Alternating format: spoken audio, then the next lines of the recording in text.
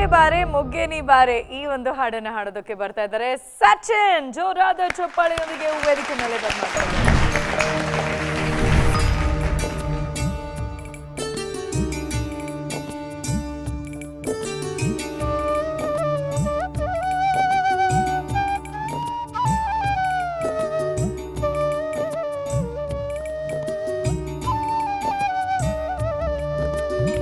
ಹೂವೆ ಬಾರೆ ಮೊಗ್ಗೇನಿ ಬಾರೆ ತಾಯಿ ಪೂಜೆಗೆ ನಮ್ಮ ದೇವಿ ಪೂಜೆಗೆ.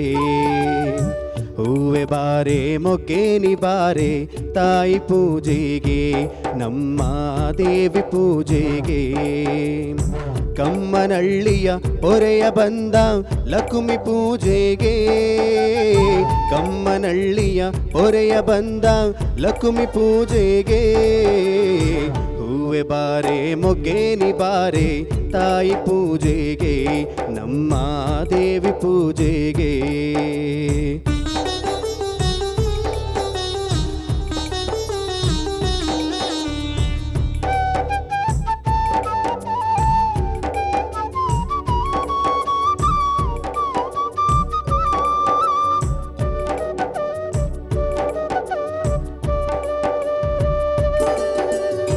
ಕೆಂಪಿ ಬಾರೆ ಸಂಪಿಗೆ ಬಾರೆ ಲಕ್ಷ್ಮಿ ದೇವಿಯ ಪೂಜೆಗೆ. ಲಕ್ಷ್ಮಿ ದೇವಿಯ ಪೂಜೆಗೆ ಕೆಂಪು ಜೊತೆಗೆ ಕಂಪು ಸೂಸೋ ಸೇವಂತಿಗೆ ನೀ ಬಾರೆ. ಕೆಂಪು ಜೊತೆಗೆ ಕಂಪು ಸೂಸೋ ಸೇವಂತಿಗೆ ನೀ ಬಾರೆ. ಹೂವೆ ಬಾರೆ ಮೊಗ್ಗೇನಿ ಬಾರೆ ತಾಯಿ ಪೂಜೆಗೆ ನಮ್ಮ ದೇವಿ ಪೂಜೆಗೆ.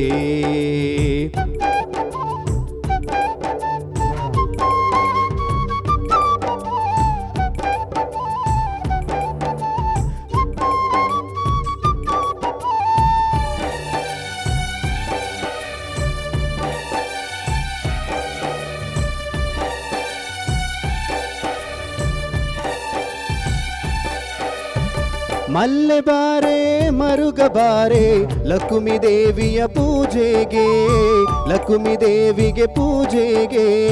ಮಲ್ಲೆ ಬಾರೆ ಮರುಗ ಬಾರೆ ಮಲ್ಲೆ ಹೂವಿನ ಪೂಜೆಗೆ. ಮಲ್ಲೆ ಹೂವಿನ ಪೂಜೆಗೆ. ಮಲ್ಲೆ ಜೊತೆಗೆ ಮರುಗ ಬಾರೆ ಲಕ್ಷ್ಮಿ ದೇವಿಯ ಪೂಜೆಗೆ. ಮಲ್ಲೆ ಜೊತೆಗೆ ಮರುಗ ಬಾರೆ ಲಕ್ಷ್ಮಿ ದೇವಿಯ ಪೂಜೆಗೆ. ಹೂವೆ ಬಾರೆ ಮೊಗ್ಗೇನಿ ಬಾರೆ ತಾಯಿ ಪೂಜೆಗೆ ನಮ್ಮ ದೇವಿ ಪೂಜೆಗೆ.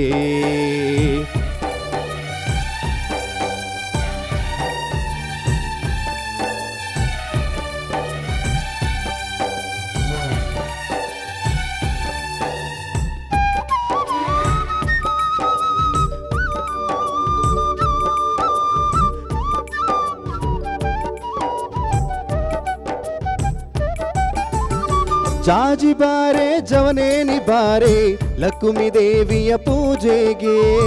ಲಕ್ಷ್ಮಿ ದೇವಿಯ ಪೂಜೆಗೆ. ಜಾಜಿ ಬಾರೆ ಜವನೇನಿ ಬಾರೆ ಲಕ್ಷ್ಮಿ ದೇವಿಯ ಪೂಜೆಗೆ. ಲಕ್ಷ್ಮಿ ದೇವಿಯ ಪೂಜೆಗೆ. ಜಾಜಿ ಜೊತೆಗೆ ಬಾಜಿಯಾಗೋ ಸೂಜಿ ಮಲ್ಲಿಗೆ ನೀ ಬಾರೆ.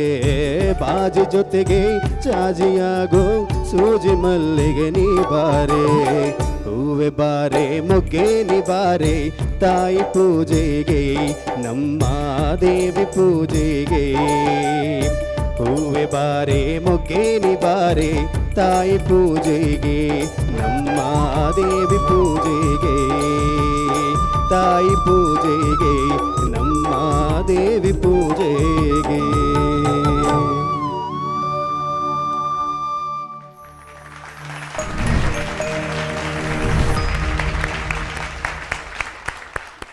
ಹೂವು ಮೊಗ್ಗು ಎಲ್ಲ ತಾಯಿ ಪೂಜೆಗೆ ತಗೊಂಡ್ ಬಂದಾಯ್ತಾ? ಆ ತಾಯಿ ವರ ಕೊಡ್ತಾಳ ಅಂತ ನೋಡೋಣವಾ? ವೆಮ್ಗಲ್ ಸರ್. ಸಚಿನ್, ಹಾಂ sir. Very neat presentation. Thank you sir. ಭಾಳ ಅಪರೂಪದ ಹಾಡಿದ್ದು. ಆ್ಯಕ್ಚುಲಿ ಬೆಂಗಳೂರಲ್ಲಿ ನಾವು ಸುಮಾರು ವೇದಿಕೆಗಳಲ್ಲಿ ನೋಡ್ತೀವಲ್ಲ, ಇಂಥ ಹಾಡುಗಳು ಕಾಣ್ತಾ ಇಲ್ಲ. ಅದು ಯಾವ ಕಲೆಕ್ಷನ್ನಲ್ಲಿ ಇತ್ತೋ ನಿಮಗೆ ಸಿಕ್ತೋ ಗೊತ್ತಿಲ್ಲ. ತುಂಬ ಅಪರೂಪವಾದ ಹಾಡು, ತುಂಬ neat presentation. Thank you very much. Thank you sir. Archana ma'am. Sachin, ಹಾಂ ಮ್ಯಾಮ್. ತಾಯಿ ಪೂಜೆಗೆ.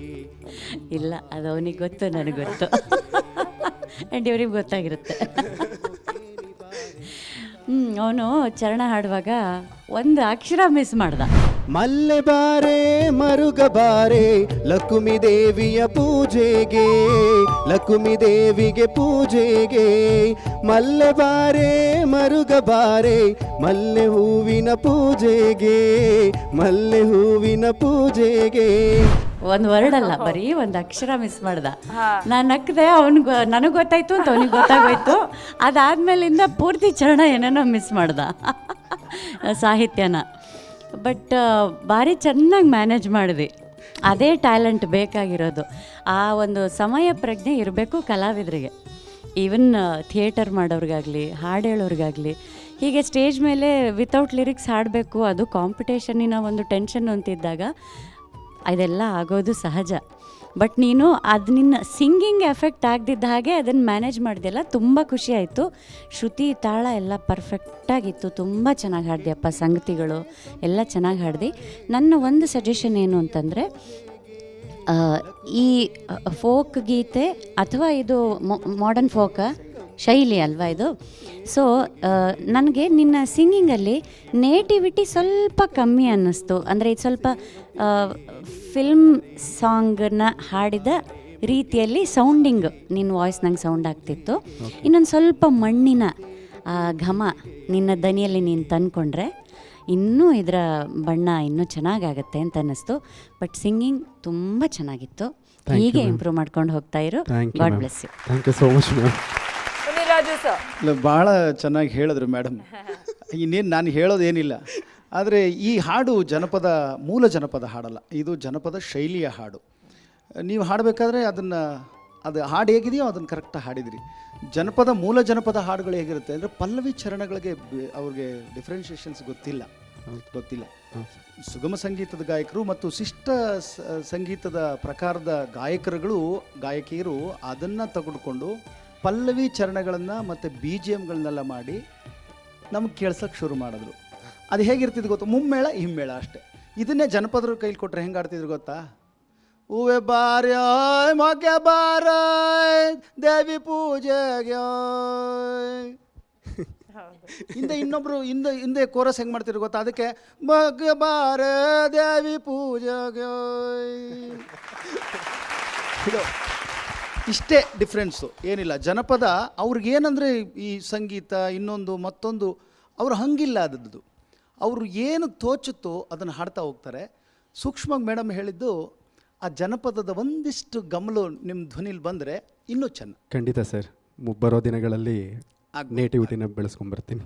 Okay, thank you sir. Thank you Sachin, ಒಳ್ಳೆಯದಾಗಿ.